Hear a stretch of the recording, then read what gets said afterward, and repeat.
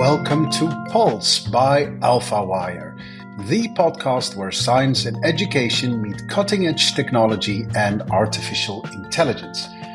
My name is Aldo de Pape, and each week I sit down with innovators, thinkers and doers who are working to change our world for the better. Together we explore their journeys, uncover the lessons they've learned, and take the entrepreneurial pulse that drives them on their path to success. It was a great honor to speak to Patrick Joyce and Koury from ResearchHub, a company that is very quickly disrupting the world of scientific publishing, using cutting-edge decentralized technology to genuinely democratize the way we work with vital scientific information. We speak about the strides this company is making and what it is like to build a company together with Brian Armstrong, co-founder and CEO of Coinbase. Dr. Koury is the president at the ResearchHub Foundation and has an extensive background in biomedical sciences. Patrick Joyce is co-founder and COO of ResearchHub, and I absolutely loved his lived version of events of giving life to ResearchHub. Sincerely hope you will enjoy my conversation with the both of them. Yes, and we are live here with a new episode. And this one, it's actually an excuse to do a podcast because it's always nice to hang out with these guys. And very warm welcome to the both of you, Patrick Joyce and Koury from ResearchHub and the ResearchHub Foundation. How are you guys today? It's good to see you, Aldo. Yeah, doing good, Aldo. Thank you. As I said before, it's a Friday afternoon for me, 4 p.m., almost happy hour. The weekend is about to start, but it's 8 a.m. for you guys. So much appreciated. You're good and ready to do an interview at 8 a.m. Are you both in the same location at this moment? Are you in the same city or whereabouts are you? So I live in Lake Tahoe, so maybe like 3 hours outside of the Bay Area, and then Jeff's in the South Bay. Okay. And how, for someone who's in Scotland, so far away, how far is that from each other? I can tell you I drove it a couple weekends ago. So yeah, probably 4.5 hours. Yeah, nice. So, I want to talk about DeSci, because we got to know each other at these lovely DeSci conferences that we both attended every so often, Decentralized Science. And more specifically, of course, the solution that ResearchHub and the ResearchHub Foundation is actually offering in this world that we call DeSci. And then also, of course, I wanted to say that you are on the forefront of this entire narrative as ResearchHub. So you're doing amazing work there. And if I go to your website, which is a beautiful website, the first thing I see is it's a new economic model for science. And so my question would be, why does science need a new economic model? That would be my first question. Yeah, so I think maybe looking at the symptoms is the best way to sort of indicate that we need to have some change. So I'm not sure if your audience is familiar, but there's this concept of the replication crisis in science. Over the last 2 decades, there have been a lot of meta-scientists who have gone in to audit scientific literature from all kinds of fields, psychology, cancer research, physics. And it turns out that in general, about 50 to 85% of all experiments are unable to be independently replicated. This is a huge problem. This means that only 15 to 50% of the science being produced today is trustworthy and able to be built upon due to basically irreproducibility. So yeah, that to me seems like a huge problem that probably wastes a lot of money. If you look at the amyloid beta hypothesis for Alzheimer's, it's a clear example of how some of the incentives in science can lead to irreproducibility. And then behind that comes a lot of investment and just wasted money. So yeah, I think there's lots of examples of sort of the cracks showing in the economy of science. And, I met Jeff because he actually had a very similar idea to ResearchHub independently. And a lot of the folks on our team did. So I think what we're trying to build is not exactly like the most unique idea in the world. It's sort of like a common solution that has been sort of thought up by a bunch of different people all over the world at a similar time. And we've been very lucky to sort of aggregate around ResearchHub. So I think people who are paying attention are noticing that there are a lot of issues in the way that academic science currently works. And, there are a lot of awesome people who are spending their time and energy trying to fix it. That's a great answer. What I want to get to the waste end later on, because I think that's very interesting what you're saying. And that's more like a macroeconomic perspective of like how much money are we wasting here because we're doing it wrongly.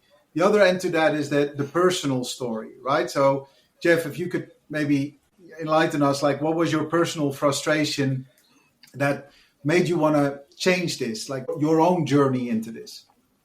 Yeah, absolutely. So I was, a traditional academic background. So I was doing my PhD, biomedical sciences, focus on neuroimmunology. And, when you're an undergrad and you're in the early stages of science, you don't come across some of the issues. Like you're sort of insulated from these issues because they're what your PI has to deal with or your supervisor. But once you start moving your way up, you sort of have to confront the reality of how do you, as a scientist, acquire funding, and how do you, as a scientist, publish your information out into manuscripts. And these publications are sort of like your currency. You touched on the economy of science. Like, well, the economy of science is, as a scientist, is what can I publish and how many citations do I get from those publications? Yeah. So you start getting ingrained in that. So I started to get ingrained in that during my PhD program. And it was very enlightening in the wrong way, right? So like I came across how difficult it was. It took, 2 to 3 months for me to write an NIH application. I'm a junior scientist. So, 2 to 3 months just to produce this like 60 to 70 page document, to go submit it, to go get funding. And then the funding takes about 6 months for you to hear from a group of people behind closed doors, ranking your, application. Then once it's ranked, to simply get money sent over to your university was like another month or two process. And it was just a whole 9 to 10 months to even receive any funding. And it took away so much time from what I wanted to do, which was the actual science and like the discovery to help push like a therapy through. So I thought that in an age where I think all of us have grown up in, it's so easy to transfer finances and money, and it shouldn't be that hard to like be able to get that. So that was where a good chunk of my frustration had come from, as well as the publication process was quite frustrating, knowing that my whole, manuscript or publications were bottlenecked simply because a journal couldn't find peer reviewers, because peer reviewers aren't paid and there's no incentive given to them. And so I thought the incentive model for science was completely out of whack. And I was, lucky enough to come across Pat and the rest of the ResearchHub team while I was going through those frustrations. And I've been around now for about 4 years working with the ResearchHub Foundation to help fix those incentives. And so for you as a junior researcher, as you said, your drive was, I need to get published, because getting published is what gets me career progress, right? So your focus isn't necessarily on the money that you will receive for yourself, but more to get your research going, right? It's not for you to get a salary or maybe just a bit of money, but it's more like you want the money because you want to kind of get your project on the move so you can publish about it. And then if you publish, you'll get promoted or people will find out about you, right? That's the kind of drive that you have. It's not like, okay, give me your money so I can buy a new car. Totally. Yeah. And this economy is extremely competitive. And when you're thinking from the perspective of a more senior scientist, it's not even just like money for yourself and for your own research. You normally have trainees who are sort of dependent on you. So you have like, a bunch of people who care about their career that like need you to publish, get a lot of citations so that way you can get grants in the future. When I was a PhD student, I was rotating through a synthetic biology lab. It was amazing. It was like Frankenstein science. I really enjoyed it. It was with a new PI who had just finished a postdoc at UC Berkeley, had multiple Nature papers when he was at UC Berkeley. When he got to BU, I was rotating through his lab after his first year, and he was just like walking on eggshells constantly because he had moved his whole family to Boston. He had a bunch of trainees. He was applying for an R01. And basically, if he didn't get this R01, then he was going to have to basically leave the university, like pack up his family and move to a new school, kind of relocate his entire life, which was crazy to me that there was any stress around this person's life because they had about as much success as humanly possible at that point in their career. So I remember rotating through this lab, seeing this brilliant person who worked like all the time, who had like a dream level of success, who still constantly had stress around funding. And if for whatever reason the funding didn't work out, there were like very significant consequences in their life.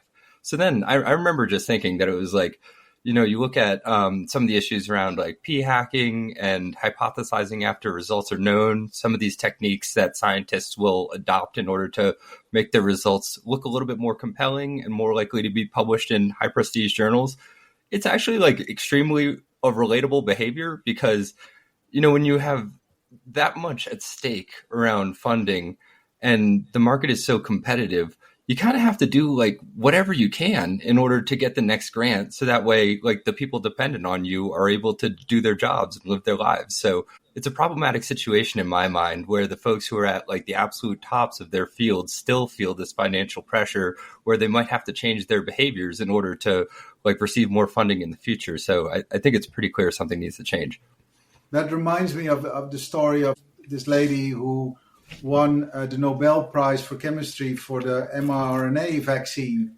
And she said, you wouldn't believe, just a few years ago, nobody wanted me. I didn't have a job. I was about to give up. And now I've got the Nobel Prize. But she was trying to shine a light on how bad the situation is for so many researchers, also on the, cream of the crop, like, everything that we consider to be like Ivy League and all the accolades is still so badly financed and so many insecurities that create so much stress for these people, and as a consequence, of course, they won't do their work properly, right?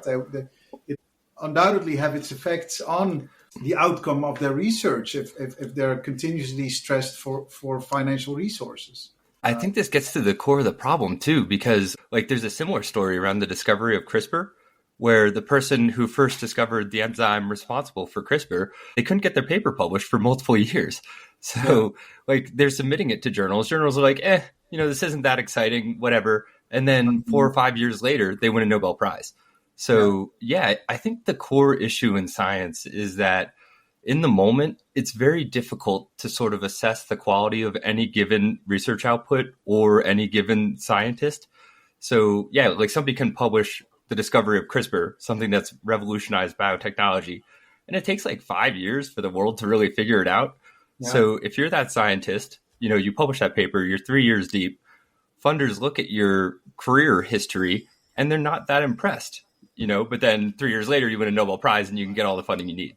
Yeah, so it's a difficult problem that funders have, in our opinion, is assessing the quality of any given research output or researcher. And that's sort of like the main issue where a lot of the other problems sort of fall out of. Yeah. So takeaway of this story is we should all win a Nobel Prize. But we're working on it. But before that point, Patrick, you started a company to do something about it. So tell me a little bit about the journey. Yeah, totally. So I mentioned I started a PhD. It was in molecular biology, biochemistry. I mentioned a story about my PI. That was the first time when I kind of, picked my head up out of the sand and was like, okay, this isn't just, what I like to do as a profession. There's sort of, a marketplace around it and there's dynamics there. And like, is there a future, in what I like to do professionally? And I saw that with my PI where he had tremendous stress despite like his career success. And to me, it made me start to question sort of like, a career in academic science. One other story that was very eye-opening for me, I was in a cancer biology lab, and in this lab was maybe like 10 people. It was one of the bigger labs at my university. There was a 9th year PhD. Typically, PhDs in molecular biology are like 5 to 7 years. So this was significantly longer. This person had run out of funding, but they didn't have the publications that they needed to graduate. So what they were doing was waiting tables kind of on nights and weekends, sleeping on a friend's couch, and using the money that they made from their side job in order to pay for reagents and experiments in order to get the results they needed in order to publish in a journal, in order to satisfy an arbitrary sort of bar set by a committee. So that way he could then get a postdoc and get paid $45,000 a year. And I saw that and was just like, oh man, like this was a smart person. I like hung out with them. They seemed smart, hardworking, just, things didn't like kind of fall their way throughout their like, graduate school career. The end result is like, there's unbelievable financial pressure on them, to get a result to then get like a, I think a good job, but not one that pays extremely well. And so, yeah, just, I saw that, was learning about the replication crisis, and it just became so apparent to me that it's not even this person's fault if they were to sort of like make their results look better than they actually are. Like this is just a person who's trying to move on with their life, Right. So I don't know. It They're humanized just trying to get out of it, right? They're just trying to kind of bring the situation to an end, but they're stuck. As you say, ninth year PhD, you just want to bring it to an end, right? Yeah. I might remove some outliers from my data if I was in his situation, in order to get a publication. So that seemed like something was broken to me. So I ended up dropping out with a master's, started medical school, was interested in psychiatry. I was very lucky the medical school that I went to got you into the clinic like almost immediately. So, I got to see patients right away. And then like very quickly found that sort of the leading medications in psychiatry, it's very disappointing how effective they are. They work well. Like we use the same drugs to treat PTSD, OCD, anxiety, depression. They work well in some subpopulations of patients, but like barely better than a placebo across all populations of patients. And so I was just thinking like, man, why don't these drugs work better? And the exciting new developments that were in the pipeline at that point were things like psychedelics, MDMA, mindfulness meditation, cannabis. It was almost like the innovation was not the result of bioengineering based on like a superior understanding of neuroscience. It was more like regulatory open-mindedness that was allowing like compounds that the world has known has had some kind of like therapeutic potential for thousands of years. So to me, this was like, what is going on? Like, where are the drugs that are going to help to fix some of the most common problems that exist in the world today? They weren't there. So my mind started to think about why this happens, reflected on some of the stories that I saw of like sort of financial pressures influencing the quality of science, and sort of realized that the way that we distribute capital as funders of science creates these like really bad incentives that just like reduces the quality of the results as a whole and ends up wasting a lot of money and time and energy. And that's sort of the reason why we don't have like better clinical options, at the end of the pipeline to help to solve real world problems for people. So wanted to work on something to make a difference. So I took a year off of med school, tried to make a Reddit for science type of company. And yeah, it's just slowly grown from there. So it's been a blast. I've gotten to meet a bunch of great people like you, Aldo and Jeff. And so, yeah, just the community working on this problem, they're the most inspiring humans. So I feel very lucky to have made that decision. Nice. Let's go now into the decentralized bit, because this is also kind of a very interesting little niche that we've carved out, because, we're talking science and how science should change. So which element of decentralized, so where is decentralized making the difference for you guys? What's your version of events when it comes to decentralized? The way that I like to think about this is through the lens of a project called Sci-Hub. Although you're familiar with Sci-Hub, right? Yes, yeah. So in scientific publishing, there's this huge problem where the dominant business model for a really long time was paywalls. So like if I'm a scientist, I need to pay to access a Nature paper in order to read from it and then use it in my own work. This is a huge problem because if you don't like belong to a tier 1 university, typically you don't have access to all of these scientific papers. So when I was an undergrad, I did undergraduate research at Johns Hopkins, one of the best universities in the United States. It was amazing. You get a Johns Hopkins login, you get every single scientific paper that exists. Yeah. During the school year, unfortunately, I went to a small liberal arts undergrad called Elon University in North Carolina. Once I started doing research at Elon during the school year, I maybe had access to like 2/3 of scientific papers because Elon's a small school. They're not going to spend money on subscriptions. Yeah. If you like, and we're still in the US, so it's still like a pretty wealthy university. There are lots of universities out there that have even less access. And if you don't go to a university, you have almost no access and need to pay $30, a paper in order to like actually read scientific literature. So Sci-Hub was a project that was developed by a neuroscientist in Kazakhstan, where the idea was to use technology to sort of like illegally circumvent this problem. Essentially, anyone could upload a scientific paper to this sort of server, and then anyone could then download that scientific paper. So it was sort of like this like P2P Napster style exchange of scientific literature. So this was very inspiring to me because I was like, oh, this is cool. Like sort of a pirate out here, like trying to like free the knowledge, and so that to me Robin Hood, seemed very compelling. Yeah, but the story of Sci-Hub and how they got sued, right? And so essentially what happened maybe like 2 or 3 years ago is like these big publishers who have this business model around paywalls. They're obviously pretty upset that this is happening. There were schools like the University of California system actually like stopped their subscriptions to some of these paywall journals in part because of the leverage that Sci-Hub gave them, where their scientists didn't really need the subscriptions because they could just go to Sci-Hub, worst case scenario. So these journals got upset. They're big, billion-dollar companies. They sue the person who made Sci-Hub, and cops show up at her door. She has to go to court. She's court ordered to no longer upload new papers. So Sci-Hub, maybe 2 or 3 years ago, was stymied, unable to continue its mission due to a legal system. So one of the most compelling parts about decentralization to me personally is you can create tools where it's really, really hard to stop them. So like you look at Bitcoin, for example, like if you're a state actor and, you want to sue Bitcoin or you want to shut down Bitcoin, like, how do you even go about that? I know like there have been nation states who have tried to do that in the past unsuccessfully. So it's an extremely resilient system where you can create a network that provides value to folks in a way that's, I don't love this term, but it's like very anti-fragile. It's very hard to shut down.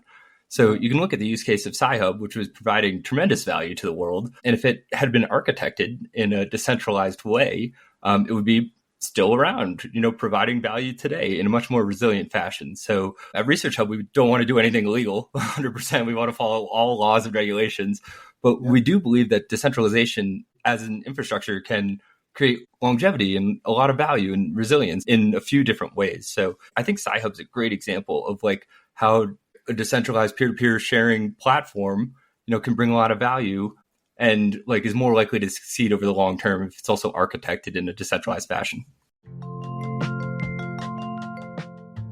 Yeah, I want to also add kind of this concept of decentralization as it pertains to, maybe peer review and like funding.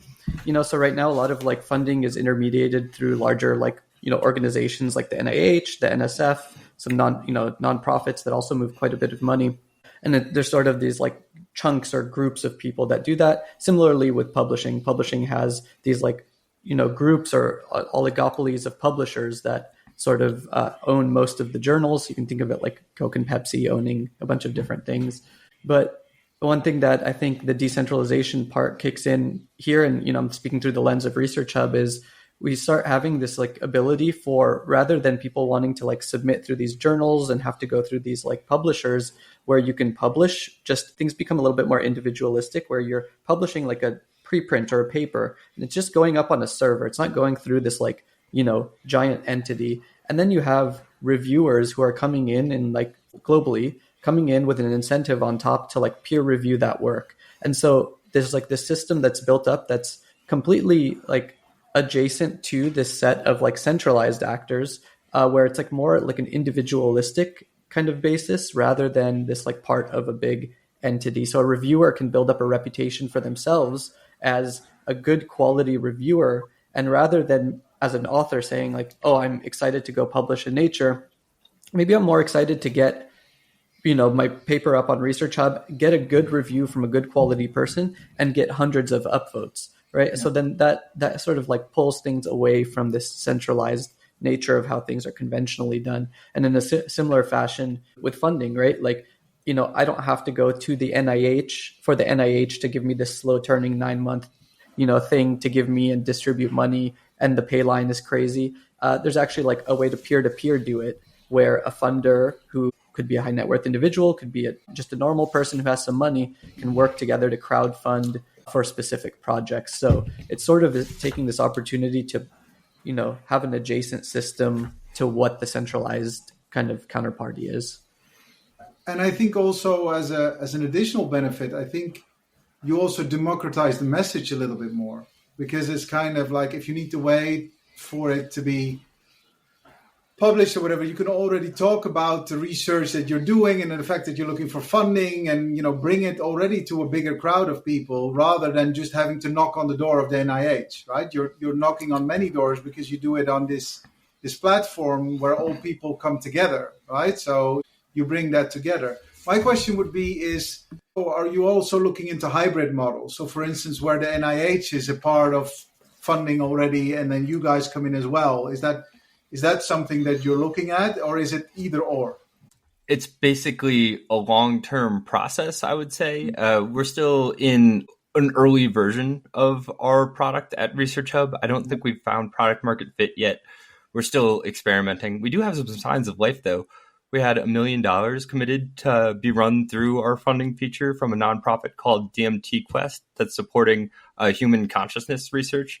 For instance, we had a project around like a fMRI results of people doing Wim Hof breathing. So some pretty cool stuff, but building a tech product is hard. Like there's bugs, lots of iterations. So I think we're not ready for the prime time yet, but hopefully will be in a couple of years. Yeah, and I mean, you need to start somewhere, because I do see from your website that the researchers that you're working with are from all universities, including the top tier ones. As Jeff says, also global, right? So, but it's a healthy mix of researchers from all over the world, literally, right? So, I appreciate that. Jeff, what does the ResearchHub Foundation do, and where is it different from ResearchHub, the company? Yeah, so the ResearchHub Foundation, as we talked about early in the podcast, incentives are important. And I think one of the big things, there was an open science movement that was happening before the decentralized science movement. And I think it was an amazing movement. The intentions of it were perfect, open access and open source, a lot of the content of science. I think the big problem with that was there wasn't quite the incentive layer on top of that to give people the incentive to do it. I think of it like electric vehicles, like, there was an early movement for electric vehicles where it was like, hey, let's do this. It's good for the environment. But all of the infrastructure and like the performance of the vehicles was really poor, and, all this stuff. And it never took off. And so then there was sort of a resurgence of that when good quality products came out that had that incentive of these cars perform really well. They have really cool tech in there. And by the way, it helps the environment because they're electric. So I think that like DeSci and incentives are like that, where the open source or an open science model is sort of like the doing good for the environment. But then we need those like good platforms, those good incentives on top to like actually make people want to do it. And so, for the foundation, we kind of issued a cryptocurrency, a research coin, that actually is used, and permeated throughout ResearchHub, the platform, to be able to push those incentives to help people behave in an open science manner. So that's one of the big things for the foundation. So we kind of manage and deal with a lot of that, as well as we sort of house the community for ResearchHub. And so what that entails is all different types of contributors who are coming in and pushing, various different initiatives. So for example, we have a ton of contributors who we call editors, who range anywhere from postdocs all the way up to tenured professors. And these editors are in charge of helping sort of source and curate the peer reviews on ResearchHub. And so we're able to incentivize peer reviews on the platform using the platform's bounty feature. And then we have, I think we're at 13, 14, or 15 or so editors. We're still growing the team, so if anyone's interested, but editors who are here to, put bounties out, have peer reviewers come in, quality control the peer reviews that are coming in, and distribute that incentive to peer reviewers for the work that they do. So a combination of, handling the incentive model and the cryptocurrency, as well as working with all various types of community members and contributors. To add to that too, just like to go into some of the thought process, Goodhart's law is a concept that's very important to what we're trying to build at ResearchHub. The idea here is explained through when a measure becomes a target, it ceases to be a good measure. Basically, this happens all the time in economics. Like if you evaluate someone's performance using one or two different metrics, folks start to optimize to fulfill those metrics rather than a holistic improved performance. Like they talk about countries doing this with GDP all the time. So this happens in science. Essentially, like folks are optimizing for the measure of citations rather than trying to just produce high quality research. And so at ResearchHub, like we're trying to reward people for doing high quality science. Like we are also impacted by Goodhart's law. we've seen already on the platform that like folks' behavior will change depending on how we're allocating research coin for certain behaviors.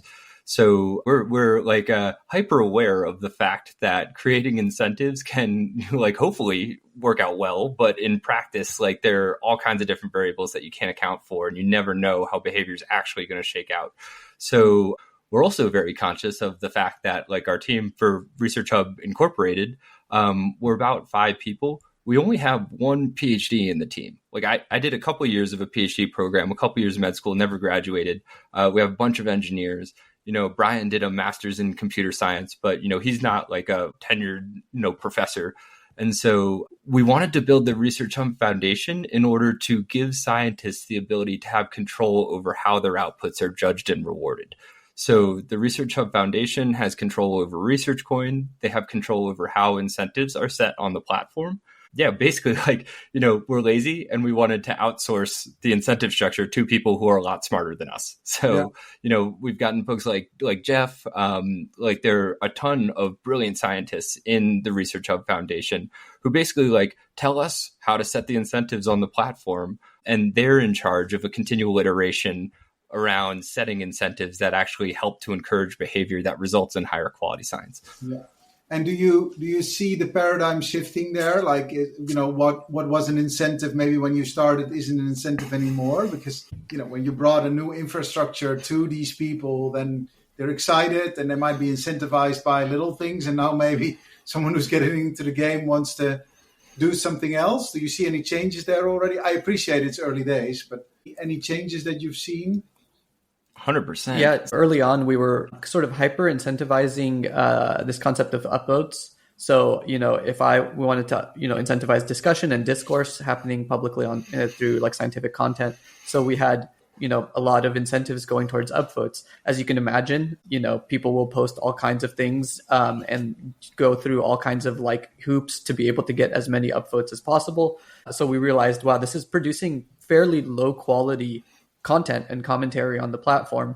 And so through governance voted to distribute allocation or emissions towards things like peer review, things towards like funding, and really disincentivize this concept of upvotes receiving any awards. And the result of that has been tremendous. We have a ton of high quality scientists coming in, providing good quality reviews. We see this number kicking up and to the right. And we have a lot of people coming in submitting applications for funding, peer reviewing the funding proposals. And so the behavior of these users has changed completely simply because of a change in the distribution of an incentive.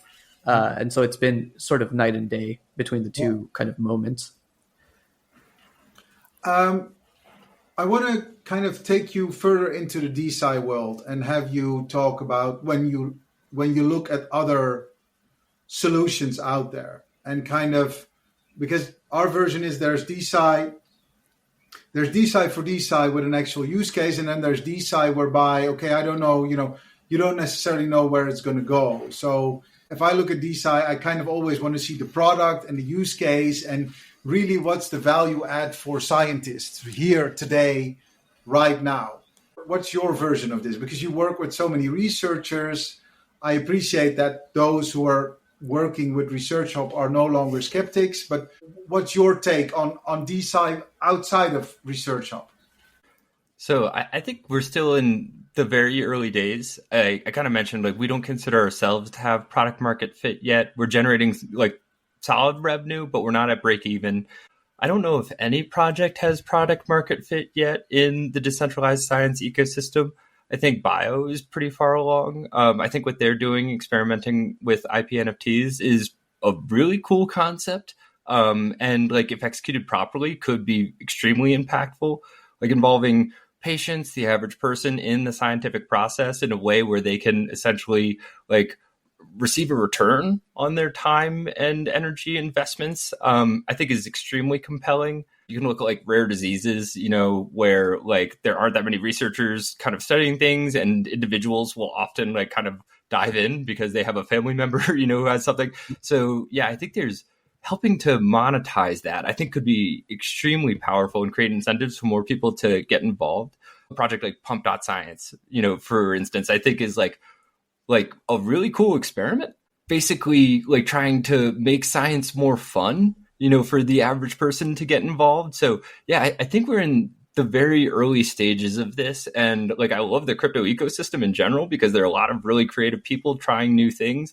And like, one thing I've learned about creating a company is like the things at the beginning of the journey that you think would work in your mind never, ever, ever do. It's more about just like taking that first step and then like seeing what kind of works and doubling down on it and then iterating over a long period of time. So yeah, I think it's really cool how there are many different perspectives, many different ideas of how to create projects that can bring value to science, some of which sound kind of weird, from the first like level. But I think basically, it's a marketplace and an economy, and the more shots on goal we have as an industry, like the more likely something will be able to iterate over time and create value and then grow to actually make an impact. So yeah, I think it's extremely creative. And the folks that I've met in the industry so far, like yourself, Aldo, are like really cool people trying to fix problems. So yeah, in general, it's an inspiring community to be a part of, I think, and early stage with lots of experimentation. No, I agree, 100%.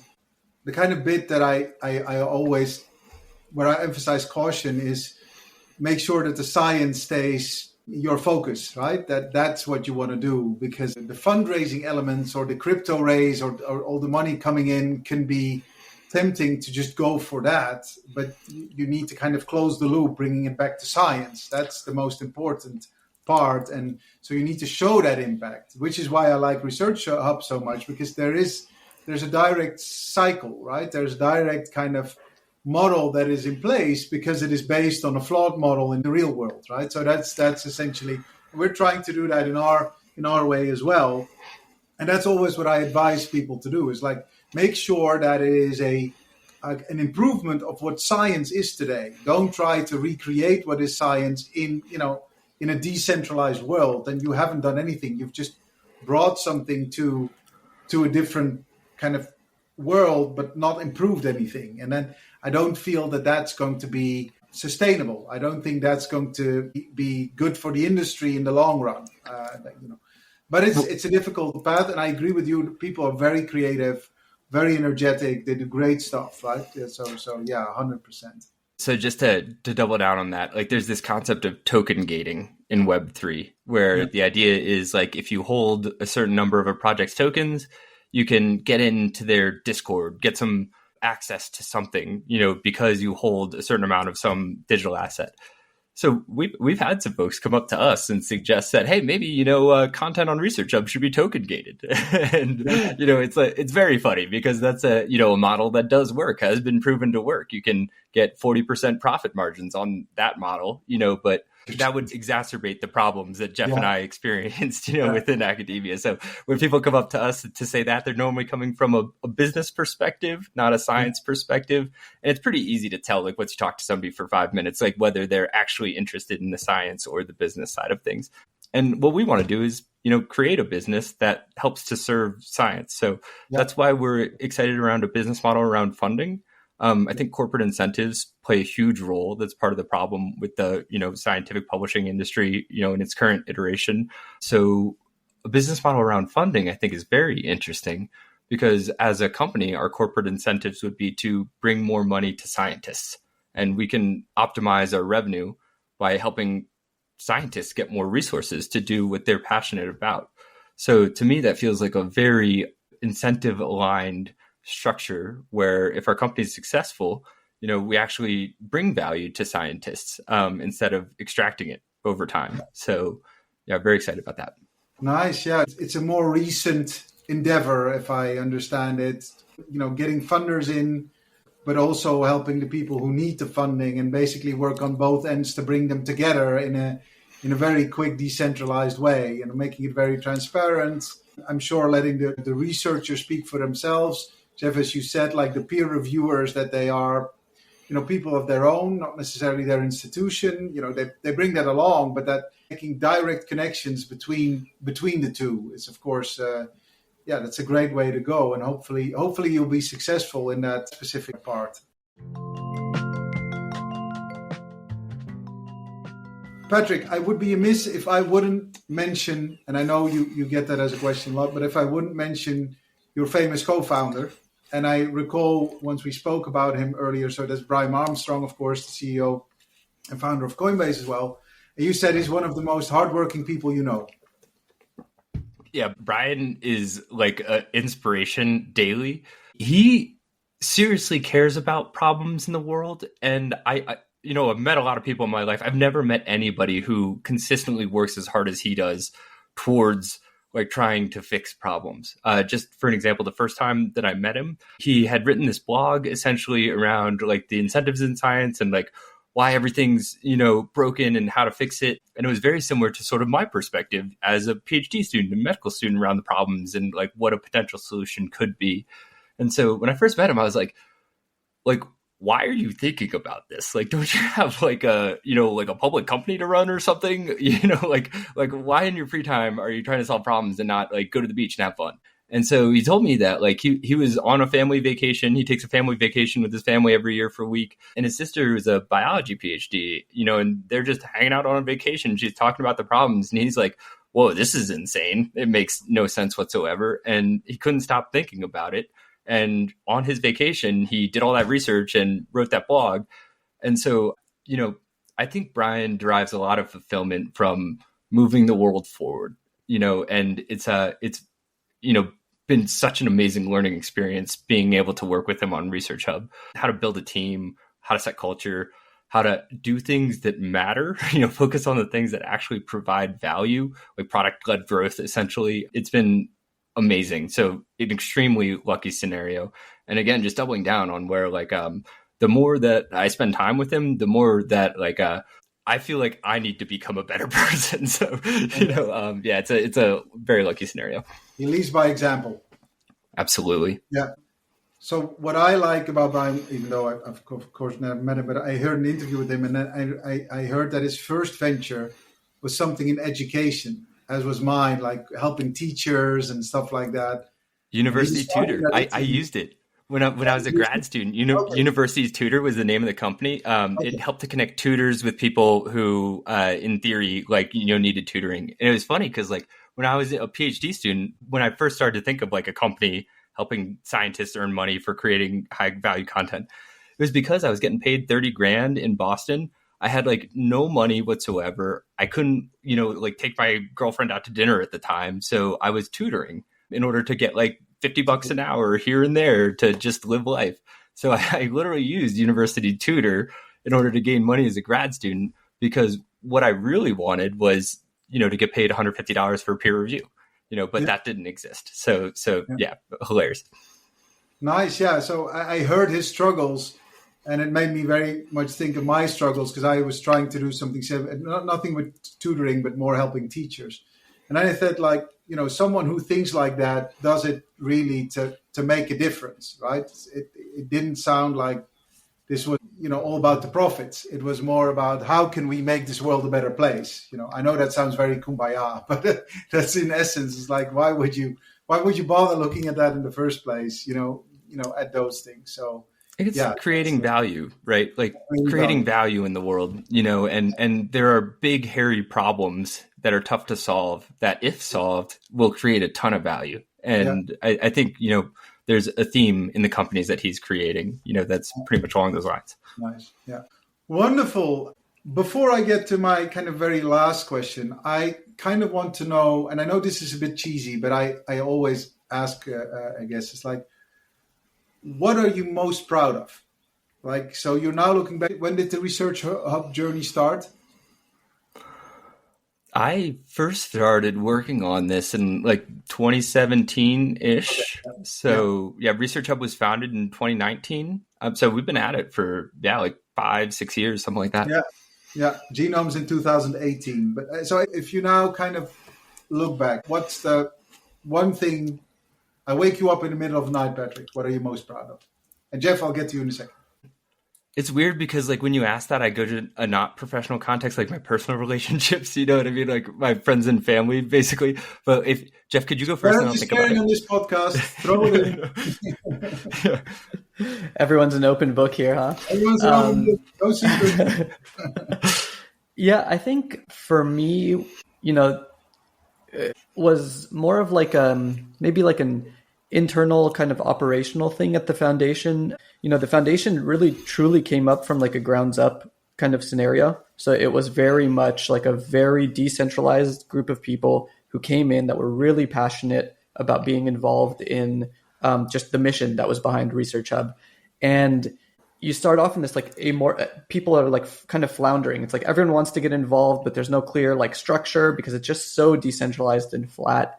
And I think just being able to go from that situation to like a much more cohesive, structured, organized group that has like clear things that are being tackled and like coming out with like clear clear W's, clear wins. Like our peer reviews are really hitting like all-time highs over the last couple of weeks. And so I think just coming from a place where it was just this amorphous group of people who had the energy and passion, but then redirecting that passion into like a consolidated formed thing was quite difficult actually. And I look back and think those are kind of like the wild, wild west fun times. And it's still fun now, but it's a lot more structured, organized, and very like output oriented.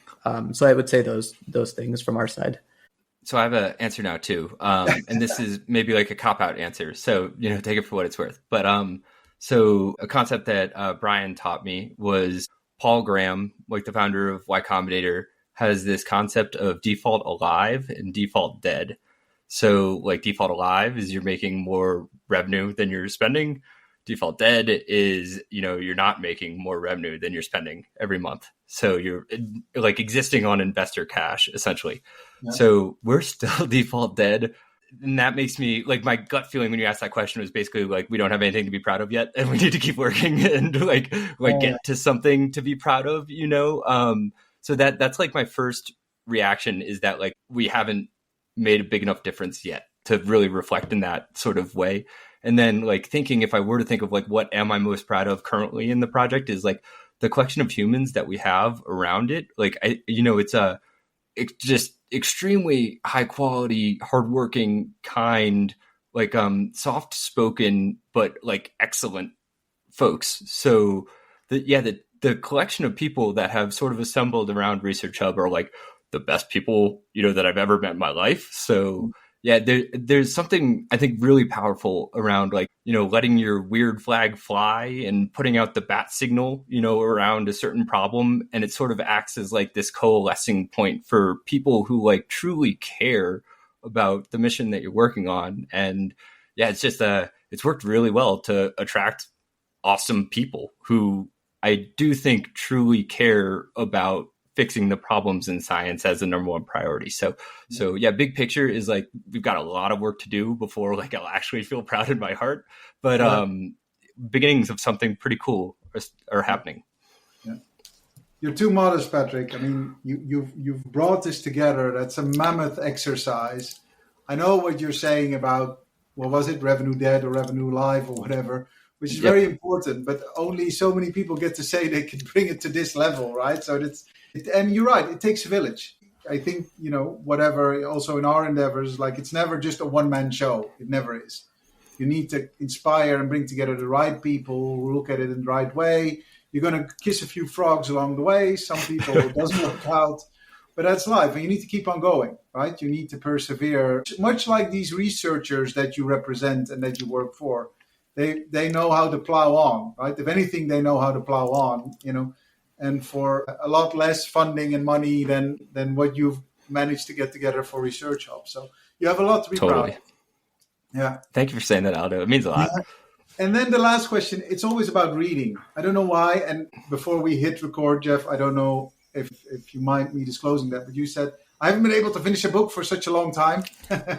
Nevertheless, I want to ask, like, what reading has inspired you on your journey? It could be anything. It can be a book, can be magazine, platform. Is there any kind of type of reading that you would recommend to others? Maybe people who are listening in who say, hey, I want to get into this. I would love to help out. Is there anything that got you going? And this can be a personal one as well, Patrick. Like, I love the book Power of One by Bryce Courtenay, which has nothing to do with genomes. But it's just, it's like this. It's this great, like, get get at it. The World's on Your Feet book, which is just, hyper motivating for me. So what's yours? Do you have one? Totally. So my favorite author is Kurt Vonnegut. I think all of his books are brilliant. He just describes reality in like a narrative form, extremely delicately, extremely well written. So I love everything by Kurt Vonnegut. One book that I think is pretty cool, it's like, I'm not going to get this right, but it's like Surfing in the Minefield or something like that. And it's the autobiography of Kerry Mullet's, the person who came up with PCR. And so this guy, he's like a little bit of an out there dude, like a brilliant scientist, but also, loves life a lot. And so he has this famous story of taking acid and coming up with the idea for PCR. So I remember when I was an undergrad, he spoke at my institution. They recruited him. He had a little bit something extra in his system that day, apparently. So like a little bit of an out there dude who, when his mind is in the right space, can create something beautiful. And I think that's sort of what we want to do with ResearchHub, is help to empower everybody in the world, regardless of where they're coming from, to, think about science and share ideas in a way that society can progress on top of them. Nice. Jeff, you any recommendations, takeaways, or people or any readings that have inspired you? Oh man, I think the last book I actually read in its entirety was like Macbeth in high school or something like that. So so nothing like particularly impressive. I've not read the book itself, but I've definitely been getting sprinkles of like really high quality gold from No Rules, which is a book from Netflix about how to just kind of operate and what are good like business practices and processes and things like that to make things quite successful. And so I've been just kind of hearing nuggets from that coming in, and I think those really quite resonate, because one thing that I'm learning a lot of is coordinating a group of people is really quite hard. It's like a whole challenge in and of itself, and so being able to like have good like tried and proven ways and examples of how to do that, I think has been pretty eye-opening and inspiring. Another one that I just remembered that I read a little bit ago was 0 to 1. Which was a really good one, because I'm also discovering too, like, the stuff that like ResearchHub and like what Pat and team have like started to put together. It's like, it's really like a 0 to 1, example. Everyone in science talks about, everyone's like, the problems, we know the problems. Everyone's in consensus about the problems, but no one really built out the solution for it. And so I think what Pat and team have like started with ResearchHub is really like a 0 to 1 moment. And so that's not an easy thing to get to. I think 1 to 100 becomes a ton easier, but the 0 to 1 part is really quite hard. And I think you guys are doing the same thing, Aldo. So couple books there. Nice. All good recommendations. Guys, it's been a great pleasure talking to you. Patrick Joyce, COO and co-founder of ResearchHub, and Jeffrey Koury, president of the ResearchHub Foundation. I'm very sure we're going to hear loads and loads more about the great work that you do. It's been a great pleasure. Thank you so much. Thanks, Aldo. Thank you, Aldo. Look forward to hanging out in person next time. Yes, let's do that. You've listened to Pulse by AlphaWire, produced by Natalie Piles and Amela Faisal, with great music, The Optimist, written by Holly Hamill, performed and produced by ALO. Episode hosted by me, Aldo de Pape, commissioned by AlphaWire.